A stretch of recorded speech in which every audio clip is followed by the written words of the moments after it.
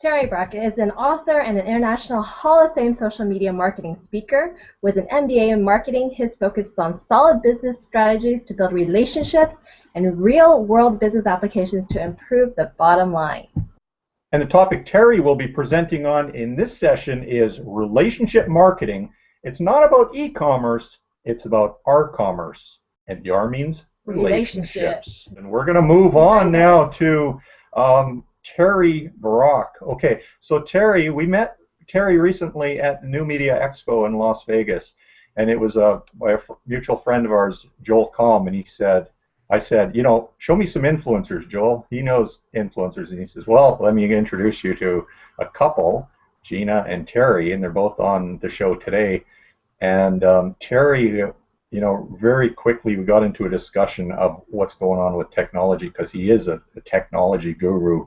But for the purpose of this show, I was going to say technology geek, but guru sounds better. Guru sounds better, but and I'm not really sure what guru means. We use that term a lot, but I just know it means it's something good. Like he knows his stuff. Yeah. But for the purpose of this episode, he's going to be speaking on relationship marketing because he is a co-author with Gina on a book, and Gina will be covering more of that detail on a book called Clout Matters. So it is about influence, it's about relationships, and we're gonna bring Terry up. There he is. Yeah, well, hello there, and it's great to be with both of you today. And through the wonders of technology, Google Plus Hangout, when it works, then it's great. It's just that, you know, like we were saying, I think before, you know, when the technology works, ooh, it's great. When it doesn't, you just want to strangle it, you know.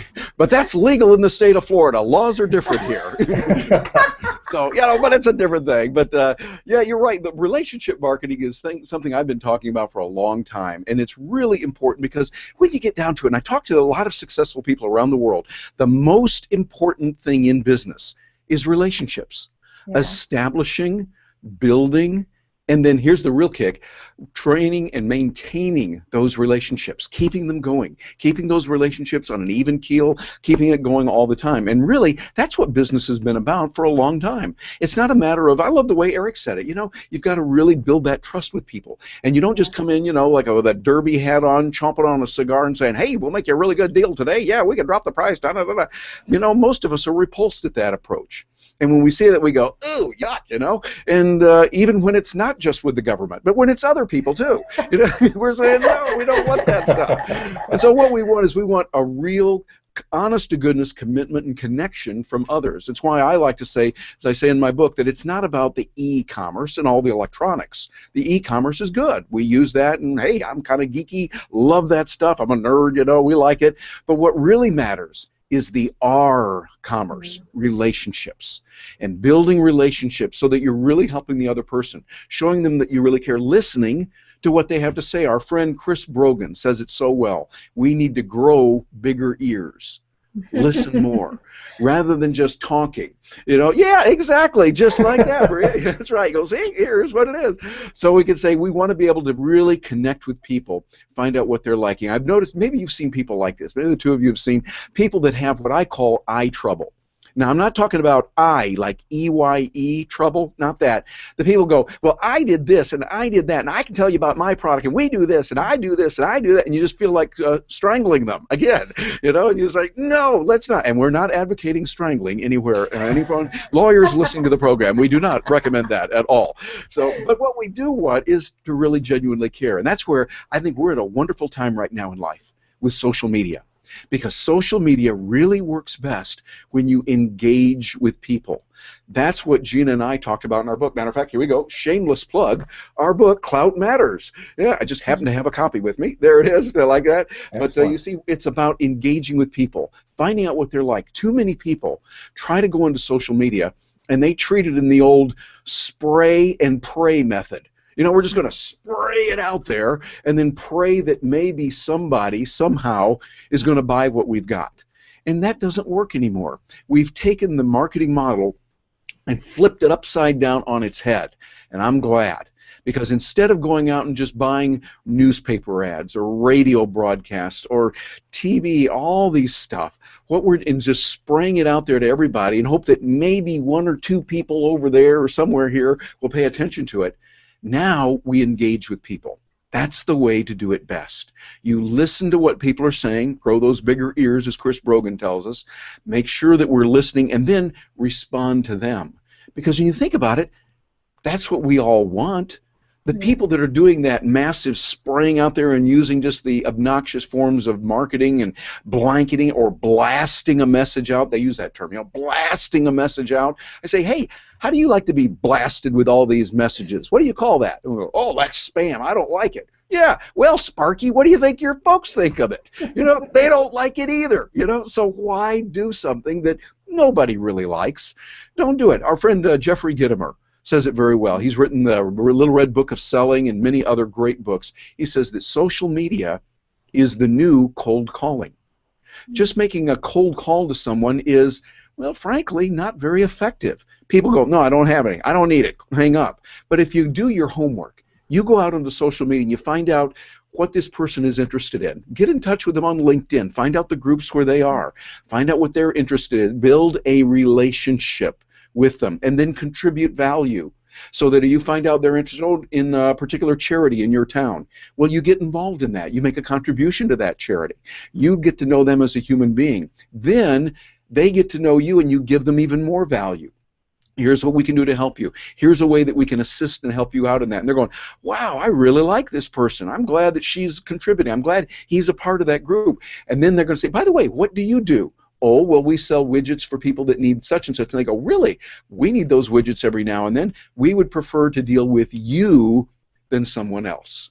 So it's a human way of dealing with people, human relationships. And really, that's what it's all about. Social media is about the engagement. It's not about this spraying or broadcasting. And you see the people that will get on Twitter, and they're just sending something out, not engaging. And by the way, that does not help your clout score. If you want to find out about clout, hey, that's very important. Instead, it's about relationships and relationship marketing. And what we've got to do is really lock into learning and constantly growing. It's a story, I think, that's really important that I often talk about when I'm speaking to groups at different places from the movie The Matrix. I'm talking about the good one, the first one. The other two, they weren't that good. But the first one was really good. Remember, there was a scene there where Trinity and Neo were shooting at and fighting the bad guys. And the bad guys were dressed up in the helmets, and they had their 20th century guns, and they looked like soldiers and everything. And they were shooting at them. They had a helicopter way off in the distance there. And so they were really going at it. And after a while, Trinity and Neo got all the bad guys, and they're all lying there on the ground, and the helicopter's over there in the distance, and it's going whoosh, whoosh, whoosh. And he looks over at her and said, "Can you fly that thing?" And she looked over at him and said those immortal words, "Not yet." So what she did is she grabbed her cell phone and she called back to a place in their headquarters to a guy called Tank. That's what they called him. She goes, "Tank, I need a pilot program for a B-212 helicopter. Hurry!" Oh, okay, kind of work with me on this. It was a science fiction movie, okay? So she's blinking her eyes and all this, and it's finally downloading the instructions through the cell phone into her brain. She got it, and she looked over to him and said, "Let's go." And they took off, and well, I won't spoil the movie for those that haven't seen it, but let's just say that from that point forward, it did not go well for the bad guys. And what they did is they went out and they were able to do what's necessary. But I love those words, those two words that she said that are the key for all of us in the future. And that is when someone says, well, can you do such and such? Instead, many people go, "Oh, yeah, I can't do that," or "Oh, I'm not a technical person," or "Oh, we have problems, I hear, with Google Plus Hangout." No, they don't say that. Instead, she said, "Not yet." And you see, "not yet" has built into it the seed of the greatness that you will be able to do. You're not lying to yourself. You're not jumping up on a chair and going, "Yes, I have $1 billion. Yes, I can do it." Or something stupid like you'll see in so many seminars of, "Hey, you're terrific and I'm terrific too. Jump up and look like an idiot." No, we're not doing that. Instead, they're saying, "Well, can you do such and such video?" Well, not yet. That's true, but it also doesn't mean you'll never be able to do it. It also means you're willing to pay the price. You're going to read the books. You're going to watch the videos. You're going to invest in the courses. You're going to enroll in the courses at a local university. You'll hire the coach. You'll do whatever is necessary so that you will be able to do that.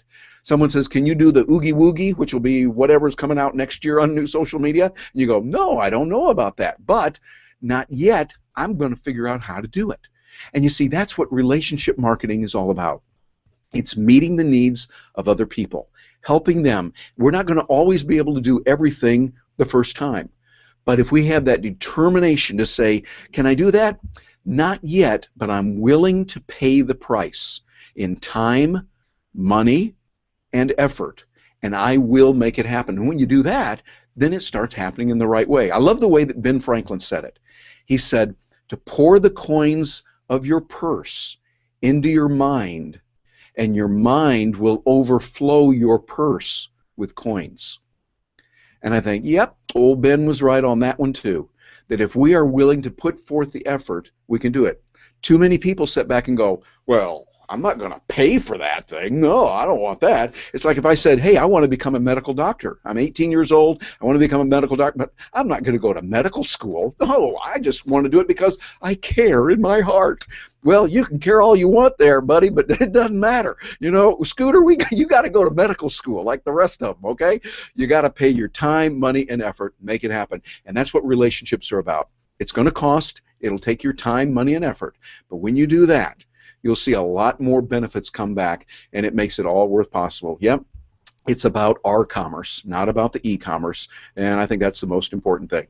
So, and I appreciate what the two of you are doing. You're demonstrating that our commerce by using it, staying in there, making sure we can get it through. And hey, is the computer and are the technologies in Google Plus Hangout perfect right now?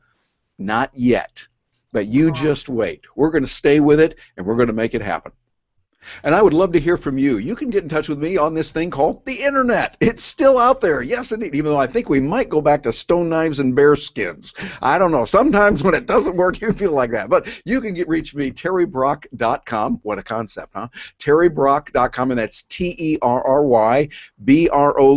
Brock is spelled the right way. So you do it that way. And don't forget our shameless plug here, our wonderful book, Clout Matters. Really, it's more than just clout. It's how to do social media right.